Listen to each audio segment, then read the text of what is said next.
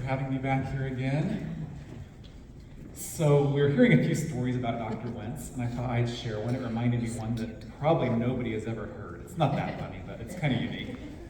So we were launching Celavive. This was 2017. This was the week of convention, because Dr. Wentz was already in town. He picked up me and a few others in R&D who he knew did some speaking and some customer education. He didn't say what he wanted. He dragged us to the R&D library. We've got our own little library for the research and development team. He sat down, he kind of looked at the whiteboard for a minute, and he said, "I'm really concerned about something. We've got a problem." And he slowly writes down the word Celavive across the board. He says, "This phonetically doesn't make sense. This should be Celavive. What if customers say this wrong?" And that was his concern. So we talked for 5 minutes about how to make sure everybody called it Celavive instead of Celavive. So there's a funny little story for you that just 3 or 4 of us were part of. So in addition to science, apparently he cares about phonetics and grammar. So we've been looking, as part of the R&D team, some of you might have been part of the webinar I presented here for Canada a few months ago. I'm going to recap some of that, but we've been looking at the microbiome really seriously for the last decade. It was kind of interesting. About a decade ago, they started talking about the Human Microbiome Genome Project. Some of you might remember the Human Genome Project from the 1990s. Well, they decided they wanted to do a whole genome of all of our microbiome about a decade ago as well. So they're looking at all the different DNA of the different things that make up our microbiome. So this isn't just bacteria that a lot of us think of. We're looking at fungi, viruses, protozoa, bacteria. Microbiome actually, by definition, includes the environment they live in as well. And so the environment is composed of all the different parts of our body. So we have our skin on the outside of our body, our mouth, our intestines, each have their own unique microbiome. And as we're talking about Celavive here, one of the things that's applicable is even our skin is not the same. Your face is going to have one microbiome. Your elbow, where it's kind of dry and rougher skin, might have a different microbiome. Your hands that are touching doorknobs and the chairs and everything also have their own microbiome. And these even vary from person to person all around the world. There's an interesting study I read about a few years ago where they were looking at the microbiome of subway systems around the world. They found out that the microbiome, so basically the different bacteria, viruses, protozoa that live in the subway of New York versus Los Angeles versus Tokyo or parts of China, was different in every single one of those. And they found it didn't match the people, but it was changed by the people. So these are all impacting each other across the world. So why do we care about the microbiome? Why have we been looking at it so much over the last decade? First, it's just kind of cool science, so researchers love anything new, and it's been very new. We haven't had the technology to really dig deep into it until the last decade. But from a Usana point of view, it impacts everything as far as health goes.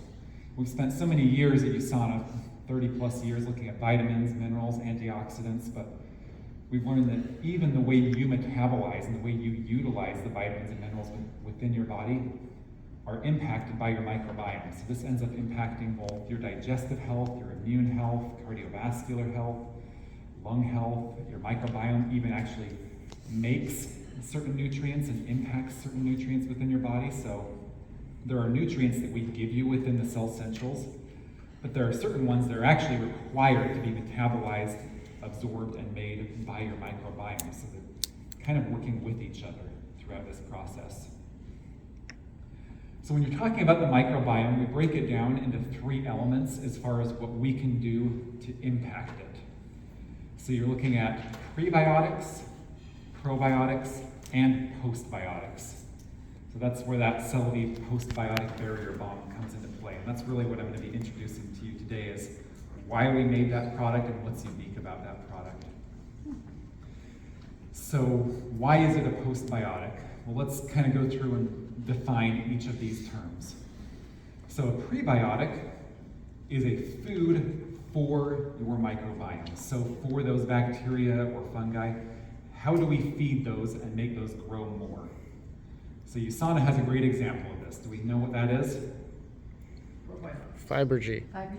Fibergy, okay. So I heard a few different names, but Fibergy is Usana's big prebiotic product. You also find fiber within the Nutrimil, and anything that you are eating that's really dense in fiber, and any food at all actually counts as a prebiotic. But fibers are one of the best sources of prebiotics. So there's actually studies out there showing that that's why we vary as people, why our microbiome is different here. I mean, even I'm sure your microbiome is different than mine and the people where I live from, even though we're both North America. Salt Lake, I'm sure, has its own independent microbiome, and it's because of the foods that we're eating. And so that plays a big role in changing the bacteria within us are these prebiotics. How much fiber you're getting, what type of fiber. You getting enough fiber largely impacts the variety of this, so you want probably at least 30 grams of fiber a day. Typically, most people are getting about 16 grams a day, so we're only doing just about half of what we should be getting, so that's where this product comes into play. The next one is probiotic. This one's an easier guess. Usana Probiotic is a probiotic product. So the probiotics are the bacteria or the live part of your microbiome itself. So if we go to that definition, it's the actual microorganism. And so in the case of the microorganism, we have 2 bacteria strains that are live within there. And these bacteria strains are actually alive within this probiotic packet. So we have 12 billion live bacteria at the time of manufacture within each packet. And you know what's interesting about live bacteria is they multiply and reproduce, and they have short lifespans. The same bacteria, when we manufacture this, are not the same bacteria alive when you're taking it a few months later. They actually have died and replicated and made new ones. And so part of our long-term stability testing, we'll actually do testing and measure how many bacteria are living in it throughout the lifespan of the product, throughout our 2-year shelf life. What's interesting is, unlike the vitamins, what you insert in there at day 1, vitamin C slowly oxidizes and it only goes down with time. So the vitamin C we would put on the Cell Essentials, for example, we're labeling it at what we can guarantee at the 2-year shelf life mark. So we actually add a little bit extra in there when we manufacture it. It slowly goes down until our expiration date. These bacteria, because they're alive, and we have a food source in there, it actually goes up a little bit. Kind of interesting and a little bit different there, because they are alive, they're replicating and thriving, and they'll do that in your body when you take them as well, as they continue to live, and that's how they impact your microbiome. Can I ask a question? Yeah, we can do a question. Do the characteristics of those,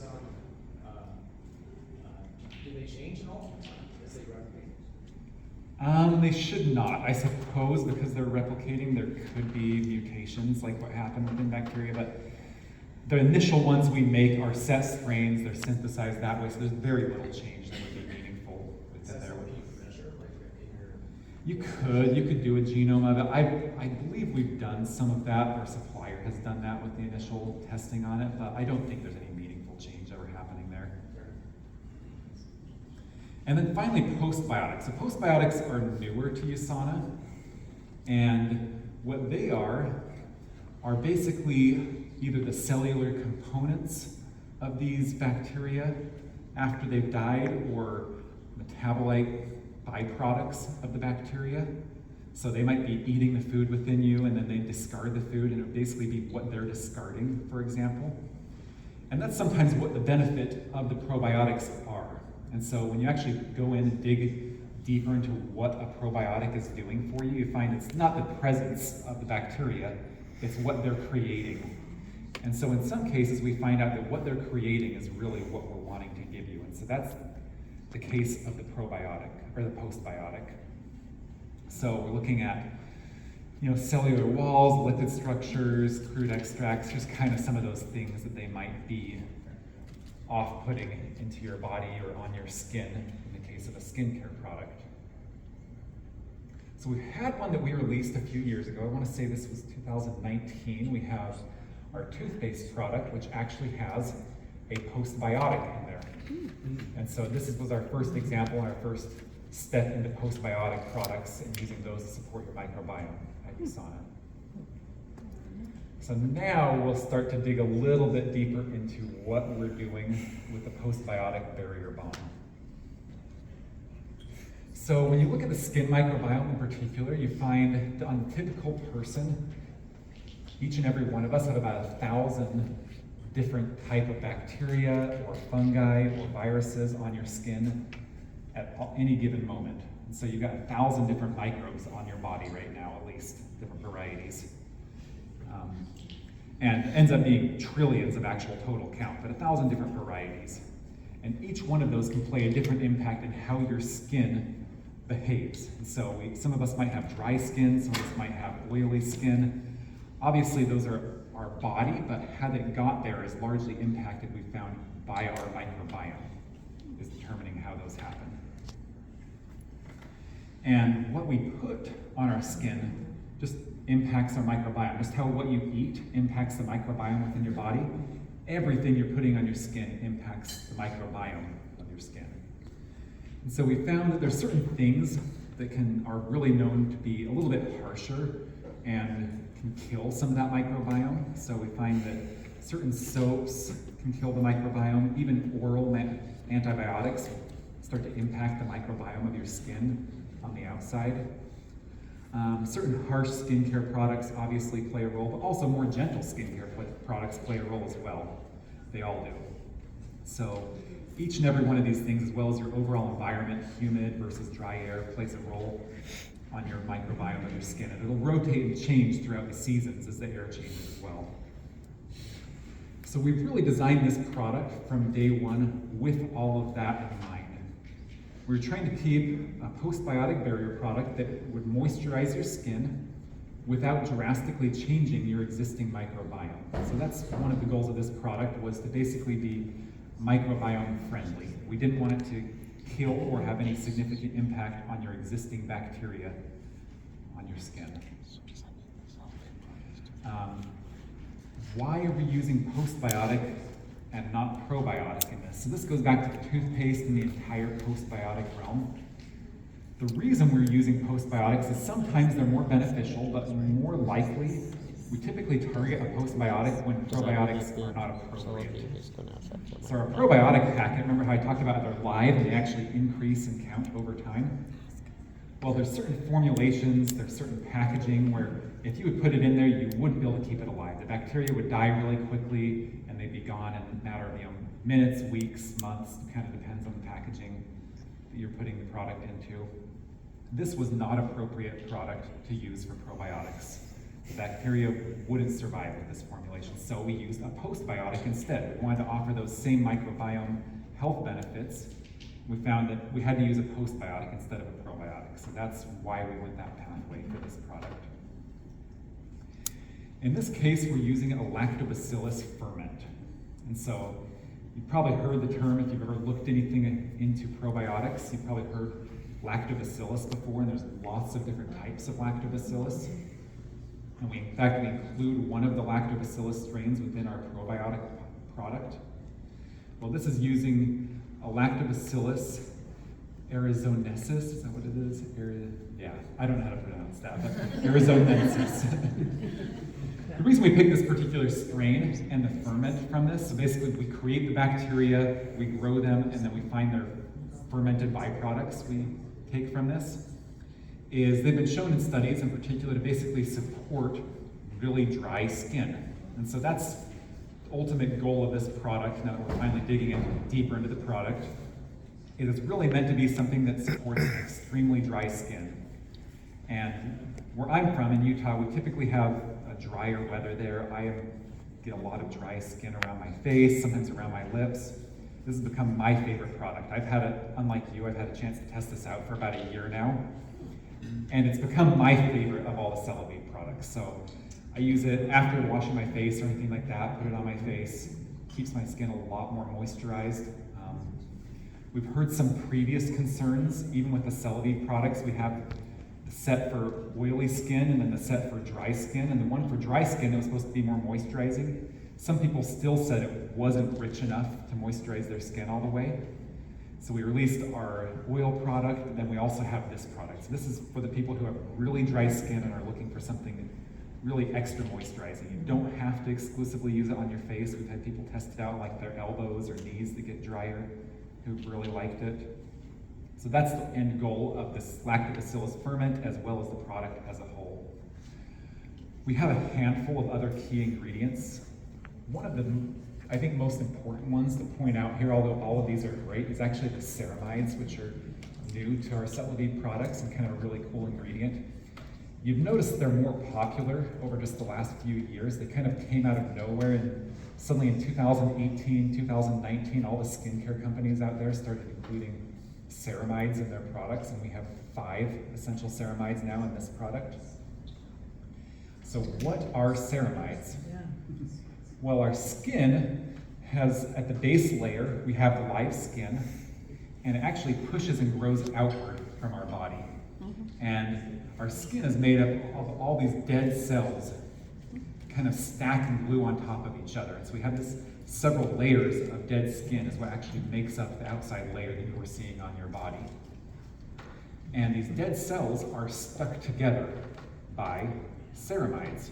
It's actually basically the glue that holds all of those dead skin cells together and what provides that good structural barrier to your skin. So this is what helps keep the barrier function so that different toxins or things can't get inside your skin, but it also is what prevents water loss from leaving the skin. What keeps the skin more moisturized is this glue that holds those skin cells together. So that's why we included ceramides in this, is to really help keep that moisture layer intact within your skin and help keep you from losing as much water. So not only are we basically providing water by topically adding it with the product, but it's preventing water loss as well. So it's working in both ways, both functions with that. That's what the other ingredients here are for as well. We also have our olive oil botanical extract, which we've shown in some of our studies helps keep skin more moist for 24 hours after application. And that's really the end goal of every one of these that we have in here, is to really keep the skin more moisturized. It's made without a whole bunch of different common potential concern things. So we don't actually have any added fragrance, so hopefully you like it. We try to include ingredients that are naturally smell good. A lot of the most common allergens we haven't added, no mineral oil, so it's providing good moisture to the skin without adding it oily, making it greasy. One of the things, as you're testing it, I see a whole bunch of people, it's kind of hard to tell because it's in a tube there, but when we manufacture this, it's almost actually whipped together. And so my early samples were not in a tube because we didn't have packaging decided when I was testing this out. I had this little tub of it, and it's because it has air in there, it's almost actually springy. You can press on it, it's kind of this really bouncy material. So it's a really cool product, just even from a topical and manufacturing point of view. It's a neat product to use. So how does this fit into the rest of the Celavive, not Celavive, just so you remember. How does this fit into the rest of the Celavive program? So for those of you who've used it, I'll just do a quick little overview here. We have a makeup remover. We have a couple of different cleansers, depending on whether you have oily or dry skin.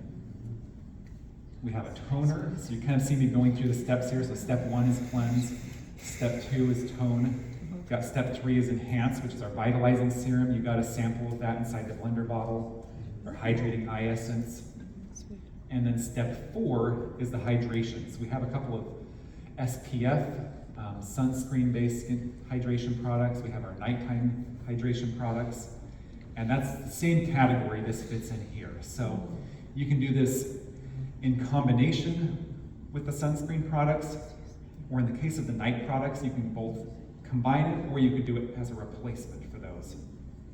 So it's really kind of up to you to test it and figure out how it most works appropriately for you, but it really fits in at that very end of your skincare routine as a moisturizer, is how we've determined this. Do you use it after the night? You can do it either. We've had people use it both, either as a replacement for it or after it. I personally use it as a replacement, but I know people within our marketing and R&D teams that like to do it after as well. So you put the night cream on and then it's in the very last. Yeah, so the night cream has some of those, intelligence components in there. It does have a few of those cell signaling type components, so you'd want to put it on first if you are going to do it, and then you do this on top to kind of lock those in against the skin. I'd probably do the night cream, let it dry a little bit for a few minutes, and then do this after if you're going to do both. And before the day. Yeah. Twice a day, once a day recommended? You know, it's really meant as for extra dry skin. So if you don't, not everybody necessarily needs it. For me, it's almost the only moisturizer I use for my face at all anymore. So I'm doing it both morning and night, and sometimes even during the day. Awesome, if you were gonna use it in combination with the daytime with the SPF, which would go on first? Would you talk, I would think, the You know, in SPF that case, it probably doesn't matter. For the night cream, like I said, I would do it after because it does have the cell signaling components that it would kind of lock in. But for this SPF, I'm not sure it matters too much there. this SPF will still get to do its, Yeah, because that's sitting on top of the outside. The SPF kind of sits on the skin. That's how it functions. It doesn't have to soak in or anything like that to work. Yeah, we'll do just a couple more here. At convention, you mentioned something about problem skin and it says like acne. Do you, with the postbiotics, that can help with the pH balance? So we do have a study. I can't release the details of the study yet, but we do have a study that it's finished. We're just kind of finalizing some write-ups before we release it to the public, but it is showing, we're testing it on eczema, acne, rosacea, psoriasis. We're testing a few different things, and like I said, I can't. There's not a lot I can say on that, but we are seeing positive results on that. I can't say a whole lot more than that at this point here yet. When will we see the test to show the results, I mean, the studies? Probably January, I think, is when you might expect to be able to see the full results for that, is when I would say. Yeah, that's what I would say is January. We expect to see a little bit more. That answered my question. Okay, do we have any more? Okay, we were discussing how to use it, so that's pretty much it. If you have any other questions, feel free to, once again, come to me after this. I'm in regular contact, we'll get that in just a second. So I'm in regular contact with our formulators for this. I've spoken with them, we kind of did a rundown, so I knew everything I could about this product before coming here, but I'm not the one who actually designed it, so I can actually even reach out to our formulators who tried several variations of this before they settled on this particular formula variation. This is one that we're making in-house at our Usana facility. There's a few of these we do not, like the sunscreen products we do not make at Usana, but most of the other Celavine products we do, and this is one that we are making in-house. Oh yeah, so last question here. Yeah, just really quick, I would like to know if this presentation is available for us to download online or to show. Or There's a in another variation of it form. that marketing has released. I actually was using a lot of marketing slides Yeah, right so- here. And I can share this with you, I think. I'll have to check with our regulatory team. Yeah, something. They give me a little more leeway in these in-person presentations than what we can always publicly share. Well, lovely, thank you so much. Okay. Thank you so much again for your time.